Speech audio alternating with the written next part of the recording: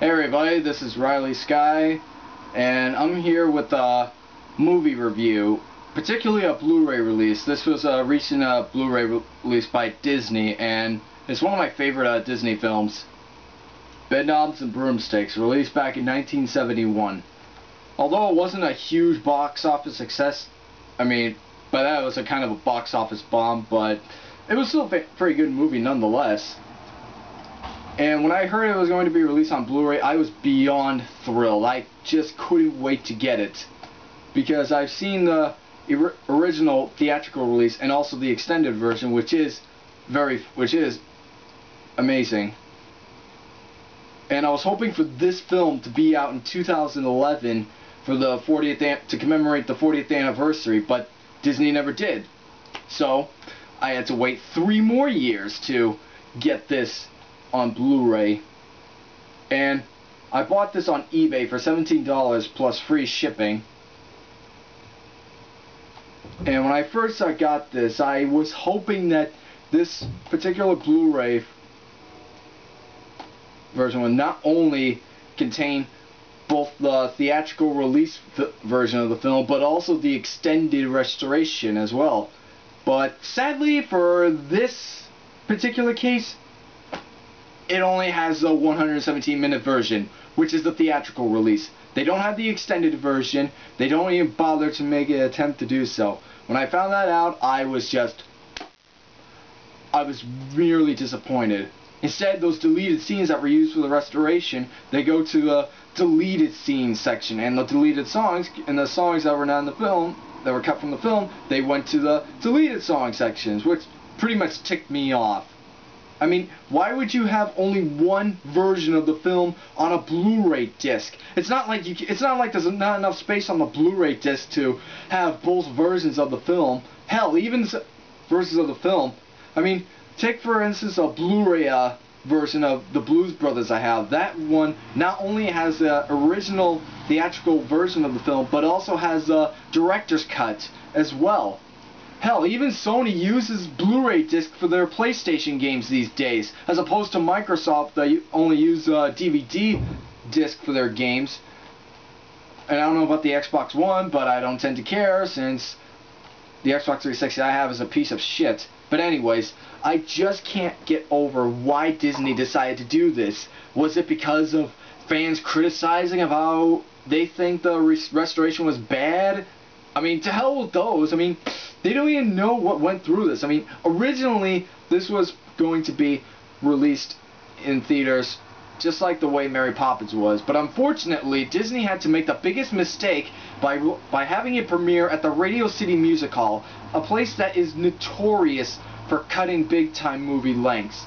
And this wasn't the first Disney film that the music hall wanted Disney to cut on the minutes. They did the same thing with the Happiest Millionaire, although that film wasn't that great anyways. But still, they had to do it so that they could meet the demands, because it was a holiday season and all that, and I just couldn't believe it. It was very disappointing. And they did the restoration project in 1996 and released it that year, and all but one scene came back into the complete version, which was in the Step in the Right Direction scene. They had the audio, but the picture ever since 2009 it's been considered lost and possibly destroyed, which is a real shame. But still, that version, in my opinion, is a superior one. And why did they not include that in this Blu-ray release, I will never know.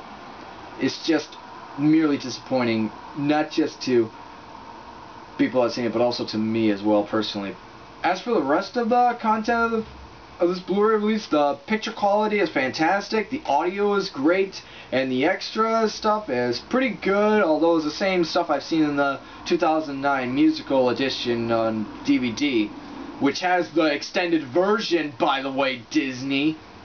But I'm hoping for by some miracle that Disney will create a program where you can send in your Blu-ray and DVD disc of this film and have them be replaced with new disc that not only that has both versions of the film. like they did with The Little Mermaid, where many people noticed some minor errors that were so big and pointed out that Disney created a program where you would send those discs in so that they make the corrections. And I recently participated in that, like months ago. Even though they only made like 2 or 3 corrections out of the 7, still, it was pretty good.